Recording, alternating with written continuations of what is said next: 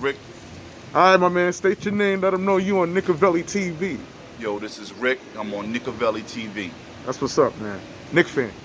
Knick fan, man. It's like with the Knicks, man. I grew up with the Knicks from the '90s on. My fandom wavered a little bit, you know what I mean, because I kind of switched over to the Spurs, but I always liked the Knicks. New York deserves a winning team. However, it's a major media marketplace, so anytime something happens here, the news is all over it, and then the owners listen to the news reporters, and then next thing you know, all the best players is gone, or they're traded, or they're disgruntled. You know what I mean? New York deserves a winner. All right, now the better half of you. Yeah. I ain't talking about the half that's fuck with them Spurs. We ain't about that. This is New York City. Yeah. I'm talking about the better half of you that want to rock with these New York Knicks. Who's your favorite player on the Knicks? All time? All time? I don't care how you go, from all time to present to when you was watching. Who did you like? Man, Bernard King was such an ill scorer, man, and the Knicks did him wrong.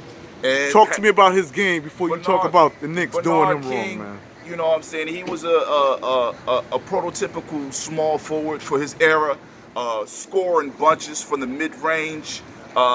Didn't really shoot that many threes, but didn't have to. Was shooting like 60% from the field as a jump shooter at one time. So really, Bernard King was sick, man. Now, how you think it would have been for the Knicks?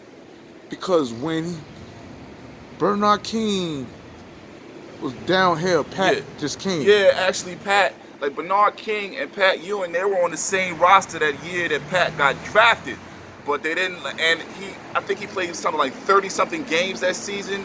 He averaged like 25 points a game. This was after, like, he was already injured, but they was holding Pat out. So him and Pat never saw the floor together. And I think they would have balled, like they would have chipped or been in competition to chip very early, because if you recall, ever since they got rid of Bernard King, they couldn't get another consistent scorer. They got plenty of bruisers, plenty of muscle, but another scorer who can guarantee give you 20. They never had that with Knicks. Pardon me, with Pat. They thought they had it with John Starks. Nah. You know, you had other people who came there and did well. So are you saying that Patrick Ewing wasn't a killer instinct player? He was a killer instinct player, but you know, he's a product of his era. He was a big man. And early on, you know, big men got the ball.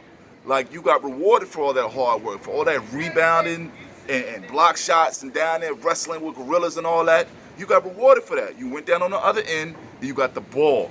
So you didn't mind working hard. Now they expect for you to just go get the board and give me the ball so I can shoot a three. It goes out of bounds, and then I got to come back down, play defense. We get the rebound, give it to you, for you to come down and shoot again, for me to have to rebound again. That makes it very hard for a big man to stay inspired the whole game.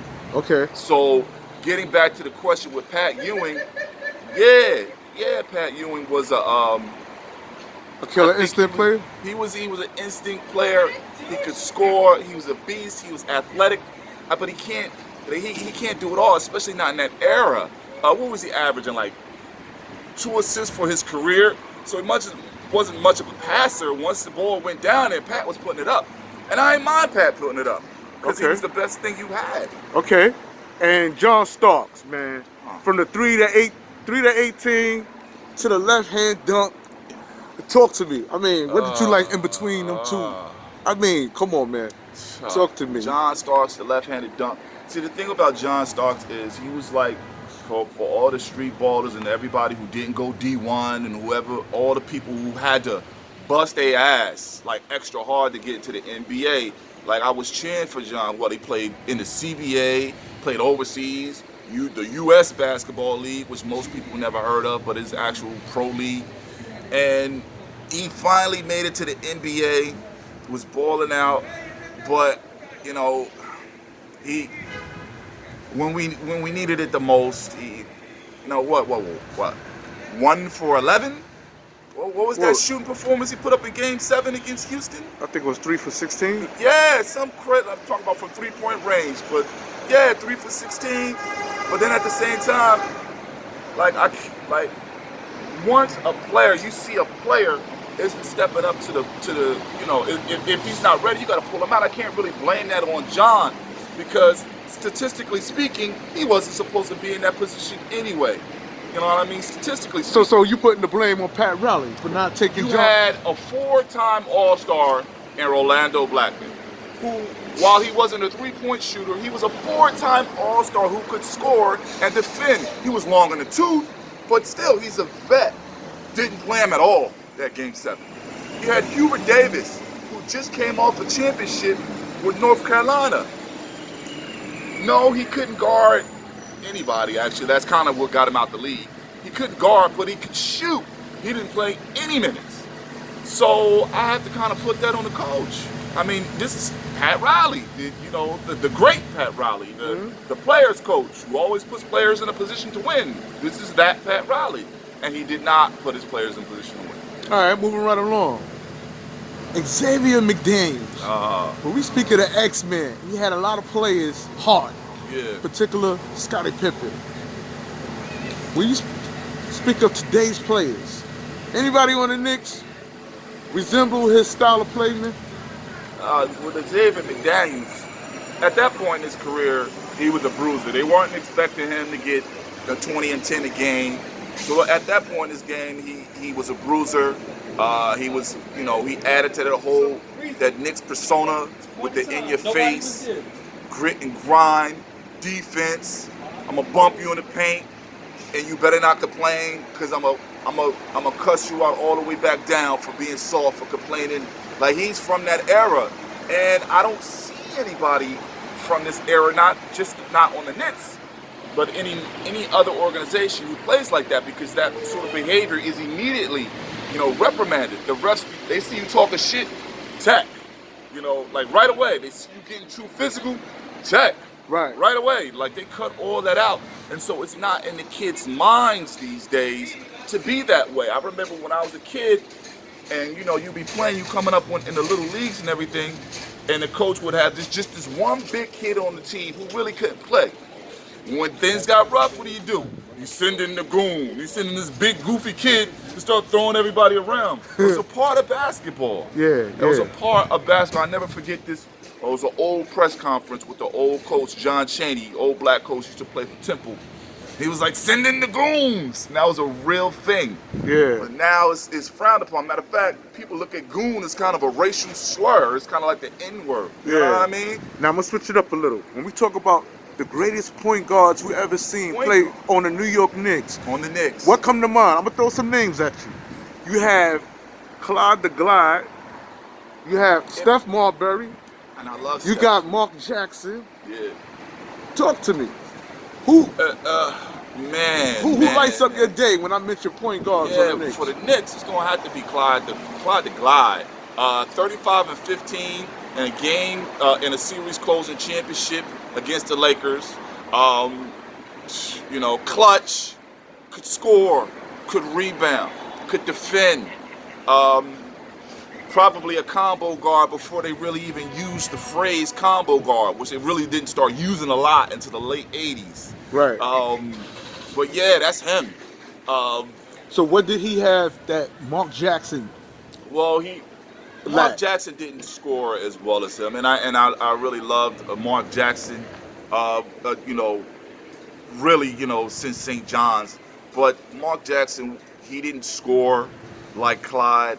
He didn't have that nose to want to, just go out there and drop 30 on you when needed to. Mark was a facilitator.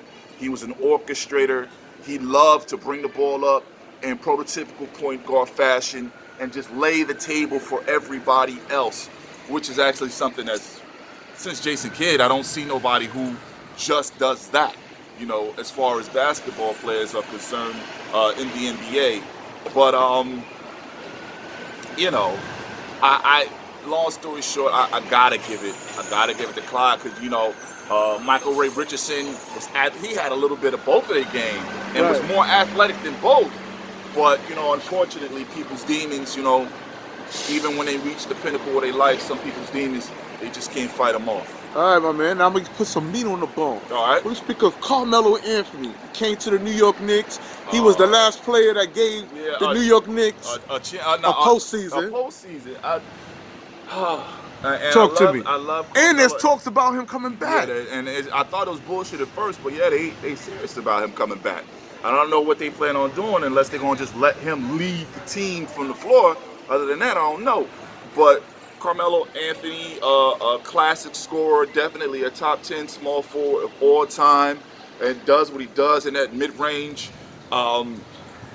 You know, they got the complaints about him not being able to score the ball, but you work with what you got. There have been plenty of top-tier scorers who, while they may not have gotten to the pinnacle, they did their job, and they were put into a position where there are other people around them to complement their games. So let me ask you this, brother. We had Stoudemire at one time too. Yeah. Why did Stoudemire and Carmelo Anthony? That would look like a championship. It looked like on a championship competing team on paper, but the Amari Stoudemire that we got in New York was not the Amari Stoudemire from Phoenix. When he first got there, that 25, he was averaging like 25 a game, killing, and like just before they got Carmelo, and it looked like a great thing. And then he got injured. You think it was ego clash? I don't think it was ego clash. You need to practice with people to understand what they like and where they want to be. They didn't practice as much together as they should have been because Amari was injured. They didn't, and I doubt, although they were both two cool brothers, I doubt that they were the type to hang out with one another after the game. After the game or practice or whatever. So I don't think they really mesh, because that mesh has to be natural. Some people you mesh with naturally the first time you step on the court, and some people your games clash with. Both Carmelo and Amari, they like to post up, foul line extended, going in. Now Carmelo would extend out to the three-point line, and I think that was part of his problem with the Knicks. Once he started extending out there, coming down off the break, pull up, miss. Okay, come down again, pull up, miss. Like you're getting into the habit of just chucking. But I don't think they had anybody to put them in position to be great. They never had any really good point guards to set them up or nothing. What do you say about those who said that Carmelo Anthony wasn't the same after leaving Denver? Carmelo Anthony wasn't quite the same. He put on weight to be stronger. And naturally, when you put on weight, you get slower. So that's naturally. So I think that coincided with his eventual move to the stretch four, because he was heavier and bulkier. Now, when he went out to Portland just recently, you saw the new MELO, like slimmed down. And they stopped making him shoot so many threes. And so his productivity went up. His field goal percentage went up. He was averaging around the same amount of points per game that he was averaging in OKC. Pardon me, not OKC. And in Houston, he was averaging around in Houston, he averaged even less. He was averaging like something paltry, but in Portland, he was averaging around 16 points a game. He was playing with Dillon. Yeah, because he was playing with somebody who he wasn't going to be seeing the double teams. Lillard's going to be seeing the double teams. Oh, I don't have a double team coming, and I'm Carmelo Anthony, 35 years old or not. I don't see a double team. I'm going to milk that dude. Right. Okay, moving right along, man. When we have the draft, everybody was hyped on Zion Williams. Yeah. We didn't get Zion. We wound up getting R.J. Barrett. R.J. Barrett could score, man. R.J. Barrett could score. He's big. He got long arms, and so to defend, he just needs a little bit prodding. He's like, hey, kid, get out there. Like, get on him like your little dude. Hey, you got to guard up. You got to get on him because he's still very young. He ain't even 25 yet, and in my opinion, that's still a kid. So do you think he got an upscale game over Zion Williams? Over Zion? See, because some people would say in college that R.J. Barrett was the man when they played side by side. R.J. Barrett was the man, but R.J. Barrett was a chucker too. R.J. Barrett was a guard, so then that means he has the ball in his hand. And so the guard, it's the guard's choice, whether I'm going to be aggressive or whether I'm going to pass the ball around. But physically in the NBA, like Zion, he wears you out. Like just trying to box him out, just trying to slide your feet and guard him when he's going to the hole. Over the course of the game, you get exhausted. That's 280 pounds leaning on you. Whereas with RJ Barrett, he is a prototypical NBA two guard, 6'7", long arms, athletic and all that. But scoring wise, not scoring wise, shooting wise, thus far he has his shot selection leaves a bit to be desired. And I also realized that he doesn't like to finish with his right hand at all. And who we talking about? Talking about RJ Barrett. Now I'm glad you said that, because a lot of people say he can only play on his left side. Do you think that's going to be a problem? Some people say that people who play on the left side is dangerous. Yeah, it is dangerous, but the only way that a left-handed player is dangerous is if every once in a while I go to my right. You have to, keep them honest. Like, oh, he's going to go to his right or left, so I can't play him one way or another. I have to step all the way back. And once I step back, splash. You know what I mean? Because I got to give him space. If you can go one way or the other, I can't crowd here, I can't crowd there. So, Okay. And Chris Porzingis, man. When Chris Porzingis came to the Knicks, that's another one, man. Talk to me, man. Are you disappointed I'm very disappointed. Is he the snake? No, he's not the snake, because he saw the writing on the wall. He's seen what they did to MELO. He's seen the debacle with Amari Stoudemire. He's seen all he was still there when Oakley got into a fight with Dolan. Like, he's seeing all this dysfunction, and he's coming from overseas, from a country that's a former Soviet bloc country. So things over there is a lot more regimented. Like, you do as I say, you go to practice, you do as I say, and we're gonna take care of you one way or the other. Like, it was a symbiotic relationship, to where I believe in the NBA he saw that it was highly adversarial, and when things are adversarial within the same organization, it's like you can't get shit done. That's with any job. So yeah, I think that he saw that, was like, nah, I'm not gonna let them. And I think they messed up with his diagnosis for an injury, Porzingis. So I guess he was like, nah, y'all not gonna play me out like this. I'm out. So I don't blame him. Game-wise, he had the potential to be an all-time great Knick power forward. All-time. What do you say to the people who say he played no more than 62 games? Get him out of here. He's always hurt, injury prone. You gotta give him time, man. Who's kid? Oh, you see the kid Michael Porter Jr.? When he in college, his leg was twisted the other way, and it was like he would never be the same. And teams passed on him. In college, Michael Porter Jr. Now, after he done healed up, they gave him a year and a half, 2 years to heal up. Michael Porter Jr. for Denver is crazy. But we talking about different genetics. We are talking about different genetics. Let's talk genetics. KP can't keep the weight on, man. He's a linky kid, man. Yeah. He's real linky, man. We're going to see how his body reacts. What's it going to be, like his 5th year coming up? He's playing with Luka now out in Dallas. And he disappointed Luka out there on the court. He crashed down. Come on, man. Yeah, come on, man. Porzingis went out there. Porzingis balled. I think Porzingis' personality is such that, even though he has the talent to say, "Give me the damn ball" and move out the way, he's just gonna be like, "Okay, I'm gonna do what the coach says," and not say nothing. And when you feel like you're being wronged or something in an organization is off, and you keep it in, eventually it's gonna be like, they're not feeling me. Like, you're gonna get the feeling like, they see what's going on, and they're not doing anything to alleviate it. So I understand he didn't play with a lot of passion, so it seemed like he was disinterested. However, I feel like that was just his personality. Okay, moving right along, man. Kevin Durant could have came to the Knicks. He could have. I wouldn't have came here if I was him either. Oh, man. Come on, man. Came to the Knicks. This video goes on and on, you sounding less and less of a Knicks. Listen, man. Because as somebody who has played basketball, even on the low levels that I've played on, Kevin Durant said that the Knicks wasn't a cool team to play for. Now, I can't say I think he didn't come because he was scared. Scared for of playing in the Garden? Exactly, the pressure, man. There is pressure playing in the Garden, because as I said before, and the Knicks, KD could be emotional, man. The Knicks are a franchise team. Now, regarding KD's emotion, that could go one way or another. It could be the catalyst for you being great, or the catalyst for you shrinking into your shell and not being your best self. So it depends upon the person.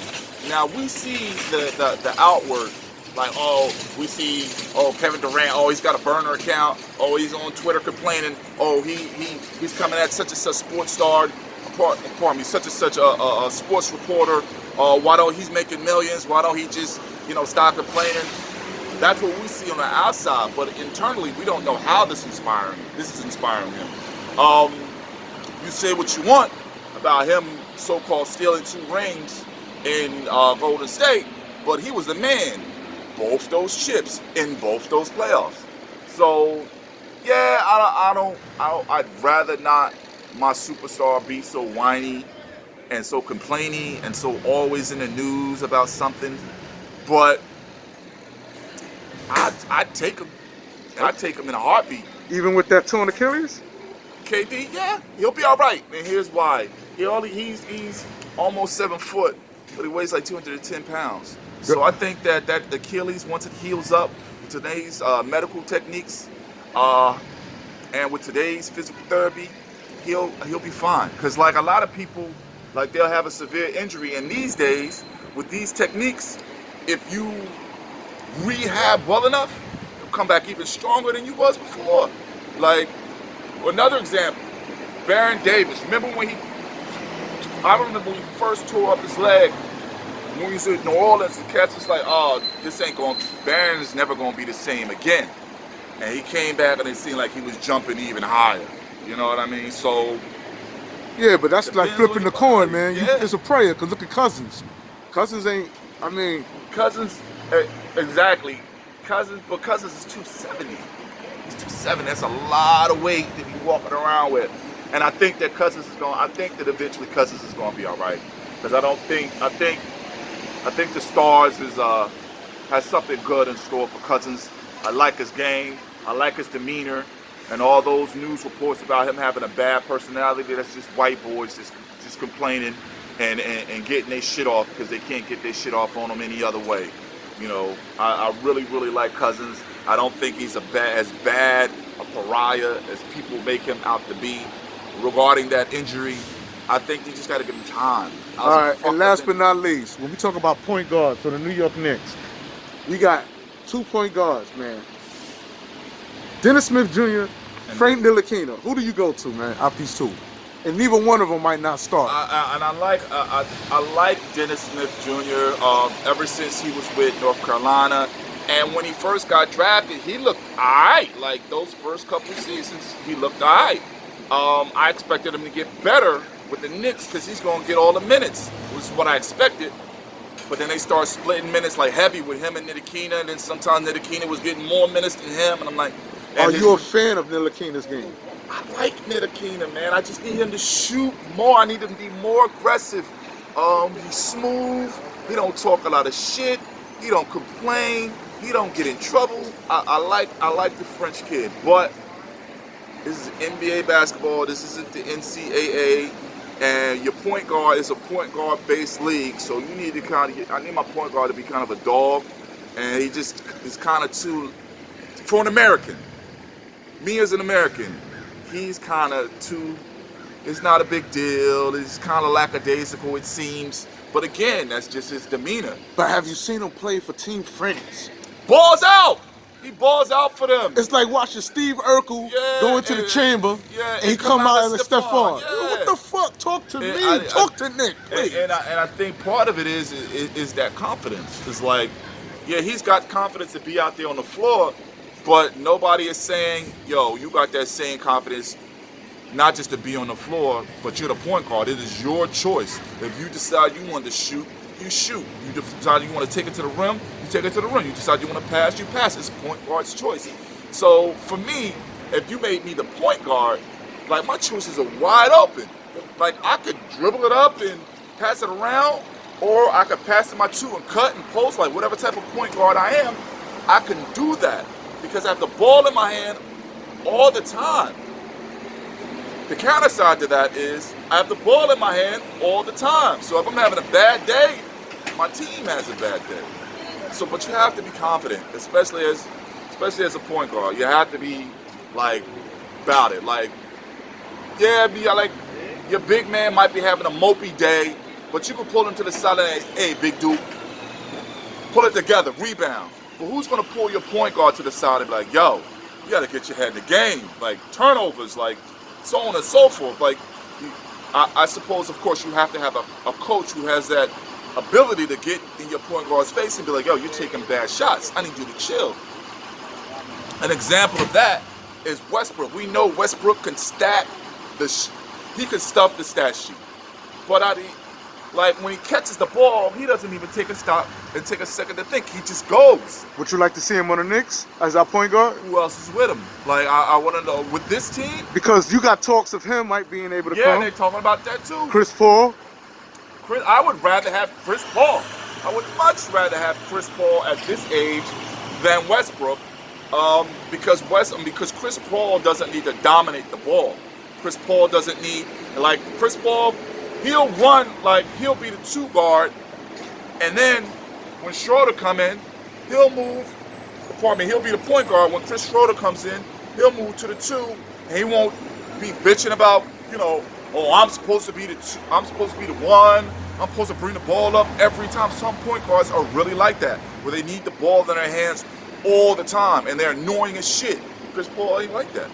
So could it be safe to say that if Frank Ntilikina was to develop his game, that he'll be a Chris Paul? Game, I ain't say all that because Chris Paul, Chris Paul is a dog. So I'm not saying all that, but he can be a lot better offensively. I like the way he gets on the ball. I like the way he defends. You know, he's only 6'4", but like a 6'8", 6'9" wingspan. He gets in passing lanes. He does not turn the ball over. He does make good decisions, but he's not aggressive. So I just like to see him more aggressive.